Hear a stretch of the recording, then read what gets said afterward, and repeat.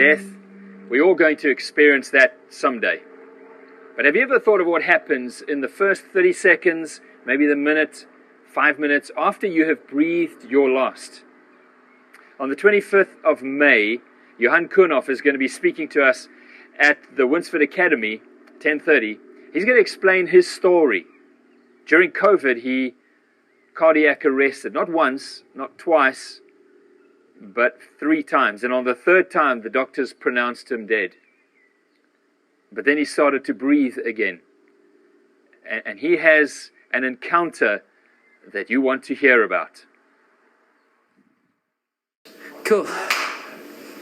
So we're sitting here with Johan. It's good to meet you. Good to have you.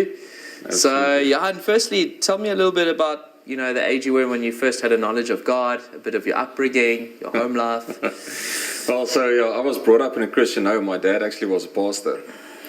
So that was my environment. And grew up as a Christian, believing you're a Christian your whole life.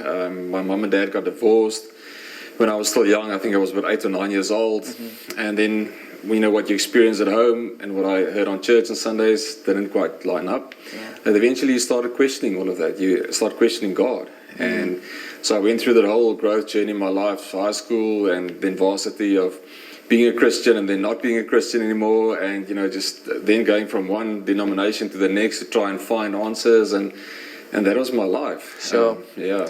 And before that, were you satisfied with your faith walk, or was it just kind of the status quo?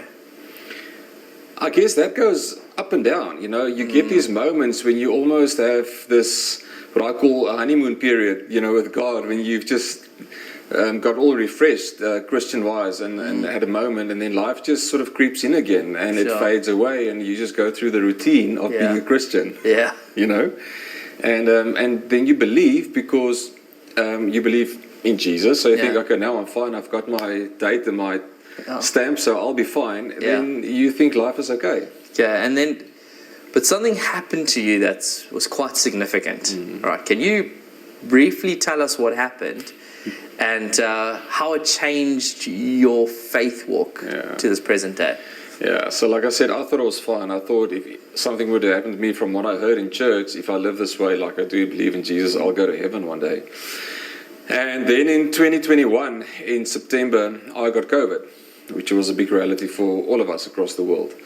And I thought I'll be fine because I was fit and healthy. 9 days later, I actually took the last bed in ICU. And my 3rd night in ICU, I actually went into respiratory failure and stopped breathing, and I was medically gone. And big journey after that, but long story short, during that time that I stopped breathing, lost consciousness, before they eventually got me back, I actually had an encounter with Jesus. Wow. Yeah. So tell us a little bit about that encounter and what happened. So you're in the hospital bed, basically stop breathing, dead. What happened when you met Jesus? So I'm not going to go into all the detail of what happened now, but long story short, I eventually was in his presence and realized that I'm where we all will be one day, giving an account for our lives. Because that's the place we're going to be first. That moment of judgment, giving account for life before you know if you're going to hell or going to heaven. But like I said, I thought I've got my ticket to heaven because I believe in Jesus. And it was an incredible experience of how it all happened. And I'm looking forward to share that with so many people one day, like I've been doing recently. But I was giving account for my life, and all the images came past me one by one of the times in my life when I turned my back on Jesus. Where I decided, Jesus, you can go and sit there, I've got this. Wow. I'm taking control. And that's in small stuff, even like when I decide how to behave in my business world. I've got this, I'll sort this out. How I speak to my wife, how I speak to my children. Wow. And not being in a place of total surrender and obedience to Jesus in that process. And in that whole period of those images coming past, I realized I'm giving account for my life. And when it stopped, just before it stops, I had this knowing, this absolute knowing come across me that I'm going to hell, not to heaven. Wow. It's amazing how in the spiritual world, once you're there, the clarity is insane. There's no wonder. There's no doubt about anything. You know. And I just knew that I'm going to go to hell. And when that all stopped coming past, Jesus' presence came back, and he just said, Johan, as it's written, if you deny me on earth, I'll deny you before my Father in heaven. And he just confirmed to me that I'm going to go to hell. Wow. And then he explained to me what the journey, the narrow path to heaven actually looks like. And he explained to me how it's a journey of total surrender. His will be done, not mine. He's in control, not me. His picture for my life, not mine. Not just once, every single moment of every single day. That journey, to walk that way. And once you do that, to live from that place of surrender, to walk with total obedience to him. And total obedience is not a tick list of the fruits of the Spirit, tick list type of thing, but it's an attitude of your heart, the attitude of obedience, that everything inside of you, every single moment, just wishes and wants to be obedient to Jesus. Because from that place, he just looks at your heart, and if he sees that, that's what it's all about. If you make a mistake from that place, he said he'll never let you fall, because he sees your heart. Wow. So, to us, from that moment of having that encounter, you're obviously sitting with us here today. I know. so miraculous story just of God bringing you back in a sense. And tell us your daily walk now. How's it in contrast to what you remember? Yeah. Tell us the difference. So just the interesting concept of what happened there. So Jesus actually shared with me in the moment. He said, Johan, if you'll be willing to walk this journey like I've explained to you, I'll send you back. And he said, as long as you walk this journey and go back and share this testimony and wake Christians up. And that's what I've been doing since. And only 172 days later, I woke up one morning to a medical miracle, where my lungs, which by that time, which they came to realize with the CT scans, were completely covered with pulmonary fibrosis. So pulmonary fibrosis can't cure, it can't heal, it can't be restored as lungs, it's dead lung tissue. So they were waiting every second of every day for me to die, because medically it's impossible for oxygen to get through my lungs and for my lungs to contract like it should. And I was breathing like that for 172 days.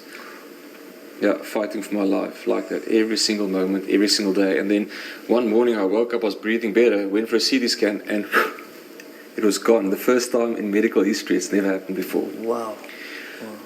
So how my life has changed since that miracle is, my whole life has changed with how I live with my family. Now my life is a daily journey of intentionally waking up and journeying with Jesus before I do anything. Even like my kids, the activities they have at school, we pray about it. Jesus, is your will for my son to play football? Is it your will for him to do this? And then we wait for the answer. If the answer is no, we say no. Because he's in control, not me. He knows, he's laid out the path. Before you were created, he said, before you were in your mother's womb, I laid out your path for you. So he knows your purpose. He's laid it out for you. So we don't have to figure it out. All we need to do is walk every single moment, every single step of every day, every choice in obedience to Jesus, and he'll take you on that path. So he's made it so simple, but we've made it so complicated because we want to be in control. And when you try and be in control, then you're not in a relationship with Jesus. And we don't realize that. Wow. And how have other people reacted? People close to your family? I mean, they're praying for your life, and now, was it a very different Johan that came out of the hospital? My wife is the best to answer that for you, and she will absolutely say yes, it is. But initially it was a shock for her when I shared with her my encounter with Jesus testimony. Her first reaction is, "What? You're telling me I'm going to go to hell as well?" But at that point of time, the way I shared my testimony was just so raw, because I still needed to figure it out. And by His grace, it's coming across a lot different now, and the way it's supposed to be. But what a great place to be when you start to question that. Because that's your second chance at life. No one's going to get the opportunity that I did when you're going to give account for your life to get a second chance there. Then it's too late. But I did. But now, coming to this awareness, now, being almost disturbed by it, wow, what an awesome place to be. Wow. To make sure that am I truly in relationship with Jesus Almighty or not? Or am I just in a relationship with the picture that I've created about him? Yeah, that's good. Yeah. I think that your story reminds me a little bit of the woman at the well who has this encounter with Jesus, and it's quite revealing. She realizes that, her life's not right, but she goes back to a village, and those villagers say, actually, we don't only believe in your testimony, but we've had an encounter ourselves. And sure, Johan, I think that everyone's looking forward to hearing your story, and so thanks so much for sitting down with us and just sharing a nutshell of probably what's going to be a really exciting time. So Awesome. Appreciate it. Thank you so much.